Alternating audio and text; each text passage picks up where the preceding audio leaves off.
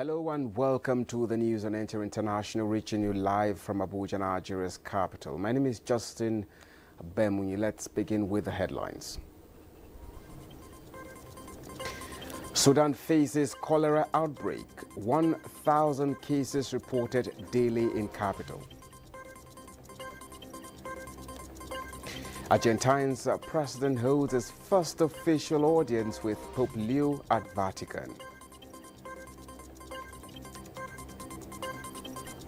Plus, Wagner Group announces withdrawal from Mali following completion of its main mission.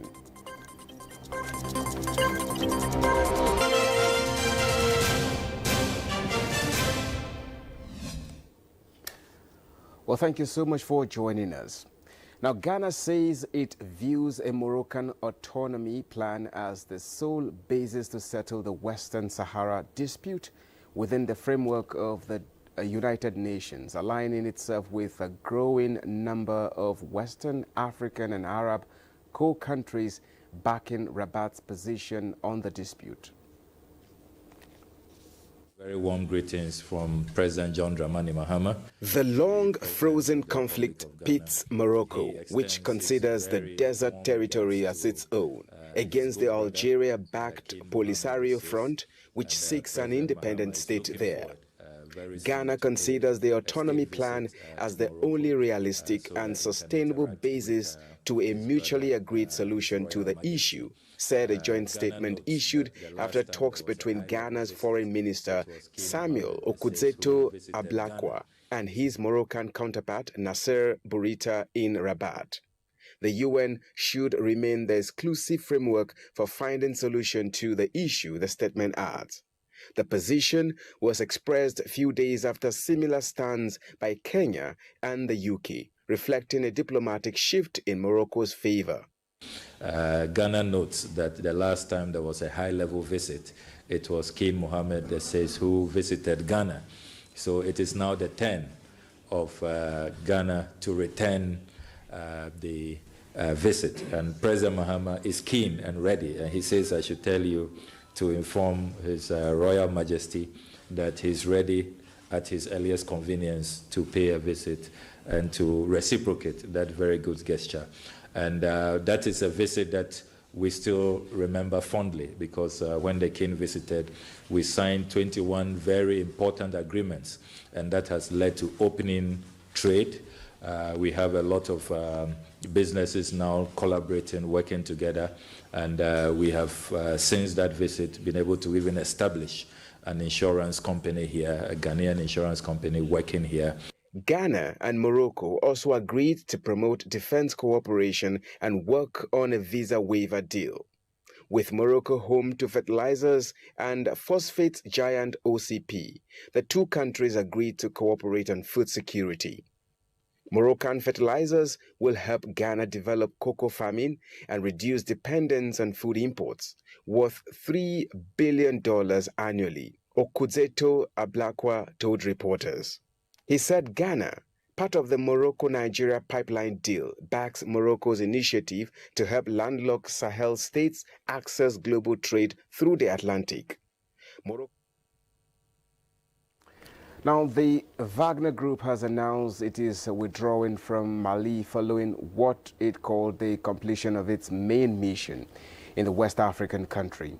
The Russian mercenary group has been operating there since 2021, working with the military to challenge Islamist militants. In a message on its Telegram channel, Wagner said it had fought terrorism side by side with the people of Mali, killing thousands of militants and their commanders who terrorized civilians for years. The withdrawal announcement comes the same day as reports that Malian soldiers had pulled out from major base in the center of the country after it came under a second deadly attack in less than a week. Now, a fast-spreading cholera outbreak has hit Sudan, with officials reporting more than 1,000 cases a day in the capital of the war-torn country. The outbreak is centered on the capital, Khartoum, and has spread as many Sudanese who fled the country's war return home. Residents are often only able to find unclear water, which is a dangerous conduit for the disease, as much of the sanitation system has collapsed amid the civil war. According to Nicholas John, the head of Doctors Without Borders mission in Sudan, also known as Medecins Sans Frontières, or MSF, Khartoum is now getting above 1,000 cases a day. He blamed the lack of clean water, hygiene, and lack of access to health care for the rise in the spread of the disease. Most cases have been reported in Khartoum and its twin city of Omdurman, but cholera was also detected in the provinces of North Kordofan, Senna, Gazira, White Nile, and Nile River, health officials said. Khartoum and Omdurman were a battleground throughout the civil war, which nearly emptied them of residents. The region of the capital was recaptured by the military in late March from its rival, the Paramilitary Rapid Support Forces, or RSF. Since then, some 34,000 people have returned, but the city has been wrecked by months of fighting. Many found their homes damaged, clean water difficult to find, in part because attacks on power plants have disrupted electricity and worsened water shortages. UNICEF says sanitation systems are damaged. Health workers fear the outbreak could spread quickly since many people are packed into displacement centers, making it difficult to isolate those infected. The health system has also broken down as more than 80% of hospitals are out of service, and those that are operating have shortages of water, electricity, and medication, said Dr. Saeed Mohammed Abdullah of Sudan's Doctors Union. Justin. Now, U.S. riot police and protesters clashed in downtown Los Angeles following federal immigration raids across the city, in which dozens of people were reportedly taken into custody. A Homeland Security investigation spokesperson told journalists that federal agents were executing search warrants related to the harboring of people illegally in the country. Security forces lined up wielding batons and what appeared to be tear gas rifles after authorities ordered crowds to disperse around dusk. On Friday, area footage showed armed immigration officers using unmarked vans to detain multiple people as crowds gathered. Los Angeles police spokesperson said police on the scene of the protest had declared an unlawful assembly, meaning that those who failed to leave the area were subject to arrest. Now let's move to China, where 100 fully autonomous battery electric mining trucks have officially commenced service at the Huaneng Yemin open pit coal mine in Holombo, Inner Mongolia. China plans to deploy 300 such vehicles in the next 3 years. 我们是在全国产化的宽体车这个平台上。 This fully electric, driverless truck is developed entirely in China. It's the most advanced of its kind, combining charging and battery swapping in a high-tonnage, 3-axle design that outperforms many domestic and international models. Developed and delivered by Chinese equipment manufacturer XCMG, the ZNK95 trucks represent the largest operational fleet of its kind worldwide. Equipped with technology from Huawei, the vehicles feature full self-driving capability, 5G connectivity, intelligent battery swapping technology, and real-time safety monitoring. They are powered by photovoltaic-generated electricity and built for continuous operation in extreme cold, with performance validated at temperatures down to minus 40 degrees Celsius. The entire system has undergone technical evaluation and is recognized as a world-leading solution. Operating across 3 shifts per day, the fleet achieves 20% higher efficiency than traditional diesel-powered manned vehicles. Battery swaps take just 6 minutes, ensuring high vehicle uptime. The project is expected to save over 15,000 tons of diesel and reduce carbon dioxide emissions by around 48,000 tons annually. According to Huaneng, this system was developed entirely in China, reducing dependence on imported core technologies. The Huaneng Ruichi fleet serves as a scalable model for upgrading traditional mining through intelligent, low-carbon solutions. Autonomous mining systems are highly complex. Over the past 2 to 3 years, we've fine-tuned the system to adapt to the Yiming mine's demanding environment, and the results are promising. China's launch of the world's largest fleet of driverless electric mining trucks marks a major shift toward automation and green technology in the global mining industry.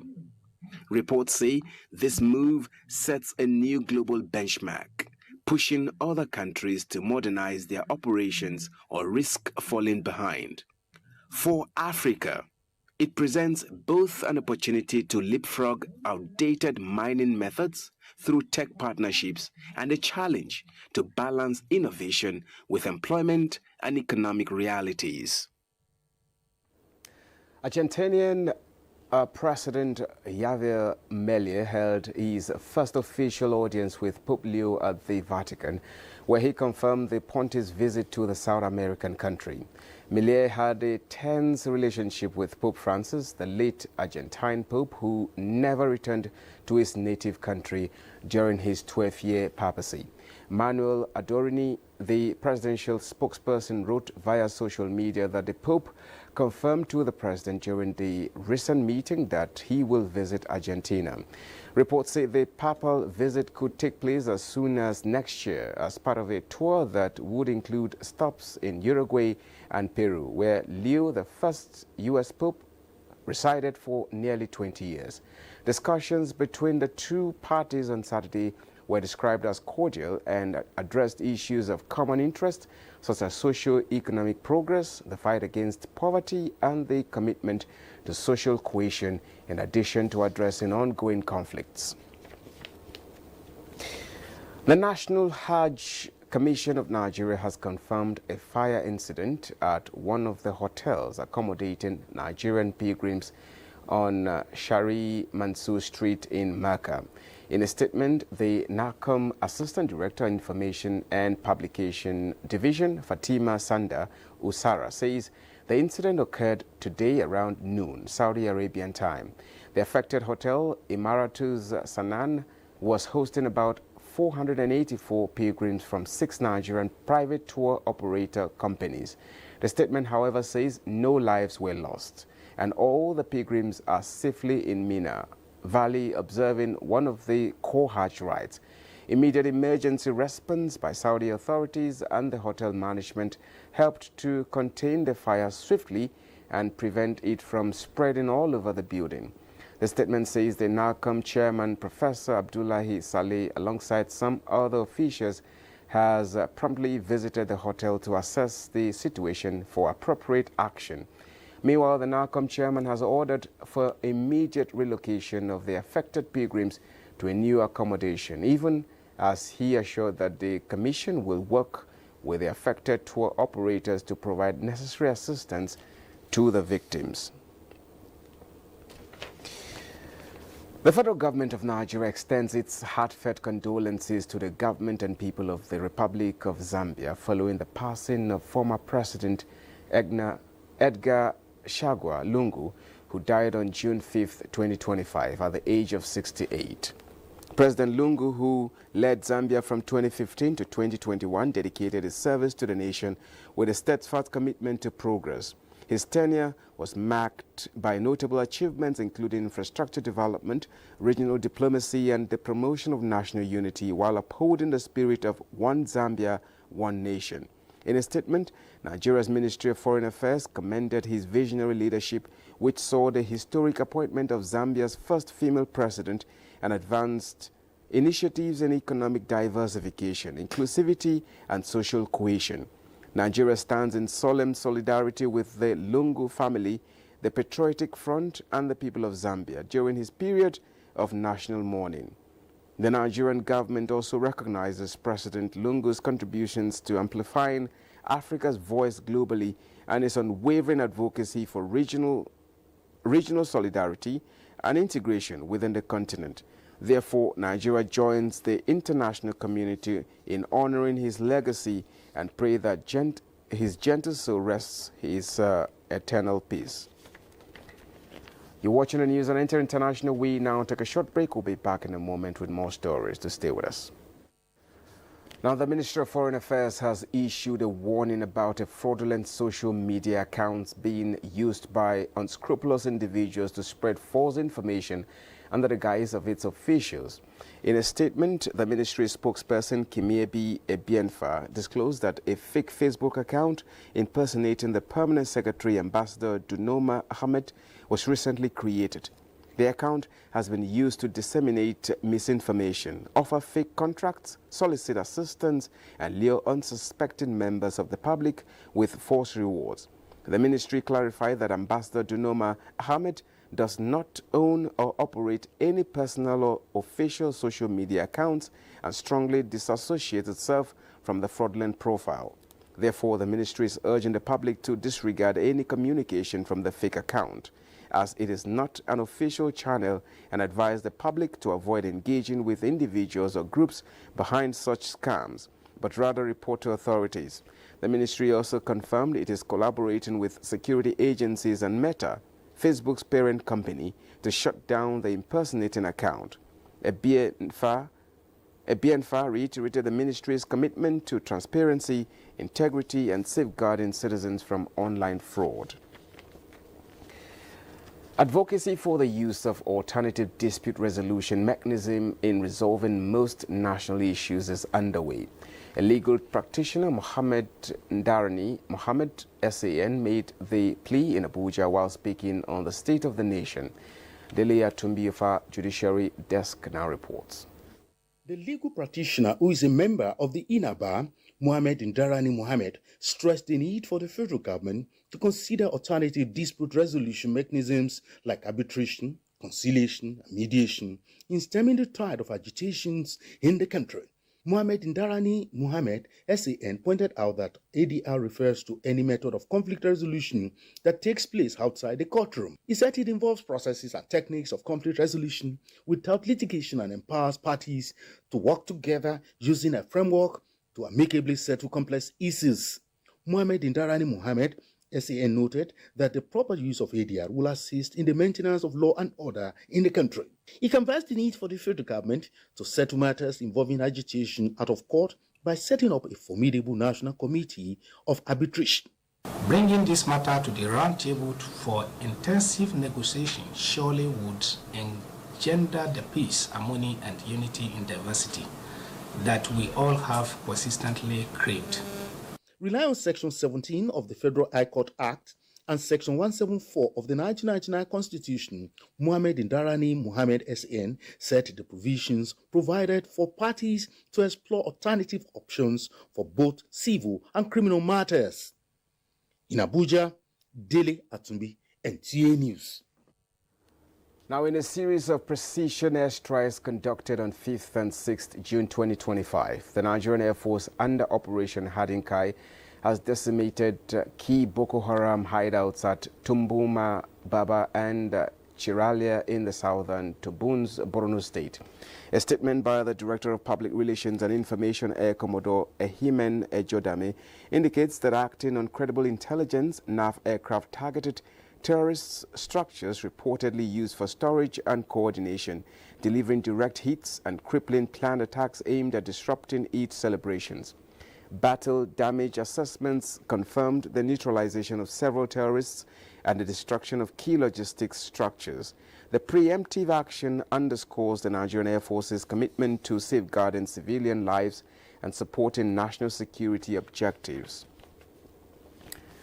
An Inspector General of Police, Kayode Egbetukun, has reaffirmed the commitment of the Nigeria Police Force to protecting the country's maritime domain from emerging threats.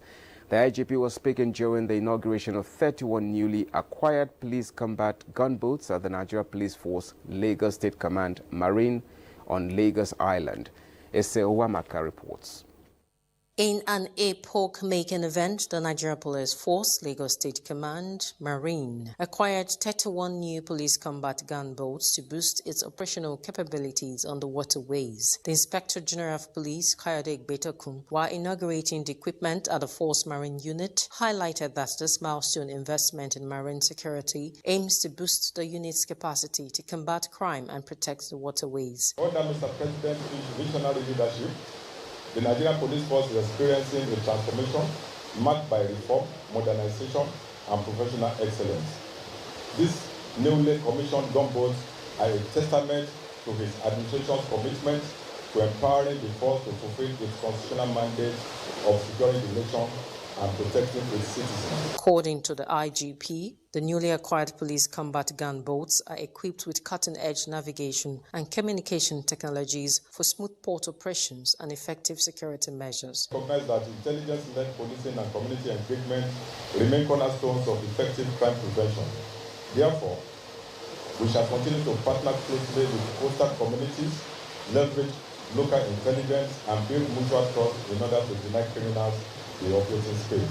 For the Assistant Inspector General of Police Maritime Command, Musa Grabar, who was represented, described the milestone as a testament to the IGP's unwavering support and visionary leadership, which has led to significant strides in strengthening the Marine Police. To the courageous Marine officers who will be entrusted with these vessels, you are the front line of our operational success. I urge you to uphold the highest standards of discipline, patriotism, and professionalism as we take on this critical responsibility. The event was witnessed by senior police officers and key players in the maritime sector. In Lagos, SC Awamaka, NTA News.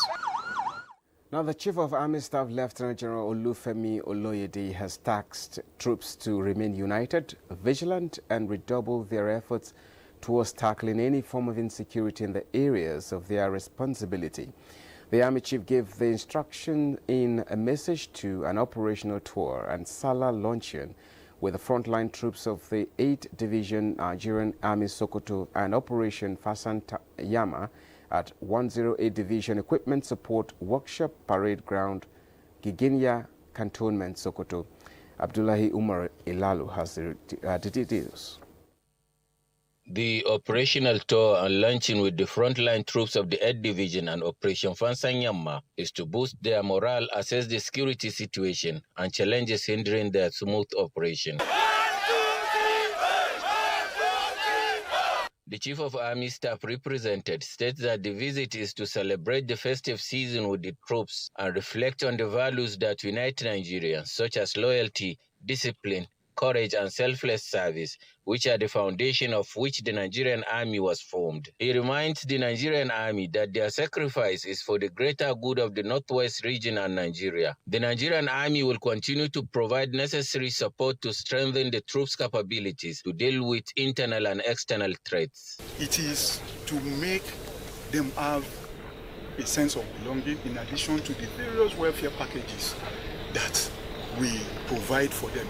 We have continued to safeguard lives and property across the 4 states of Katsina, Kebbi, Sokoto, and Zamfara, ensuring that more communities hitherto through troubled spots are now safe for the locals to continue with their daily activities. High point of the Salah luncheon was a visit to wounded officers and soldiers to ascertain their condition and encourage them with the assurance given on their welfare. From Sokoto, Abdullah Omar Ilalu, NTA News. Now, President Bola Tinubu has extended his heartfelt condolences to the family, friends, and many fans of Mike Ejeagha, one of Nigeria's greatest folklorists, songwriters, and musicians in the Igbo language, who passed on to eternity on Friday at 95. President Tinubu notes that Mike Ejeagha used his music and distinctive storytelling style to preserve and project Igbo culture and customs, inspiring generations. The president commends the Enugu State government, led by Governor Peter Mba, for honoring the music icon while still alive. President Tinubu praised God Almighty to grant the soul of the departed eternal rest and comfort to all who mourn his loss. And President Bola Tinubu has commiserated with the family and friends of boxing legend Obisia Nwakpa, who died on June 2nd, 2025 at 75. Nwakpa represented Nigeria at the 1972 Summer Olympics in Munich, competing in the light welterweight division. He won gold medals at the 1973 All-Africa Games in Lagos and the 1974 British Commonwealth Games in Christchurch, New Zealand, in the same welterweight division. President Tinubu notes that Nigeria's sporting community and Nigerians will long remember the legendary boxer and coach for the honor he brought to the country. Before we go, a quick look at Sunday weather forecast in Nigeria and other parts of the world.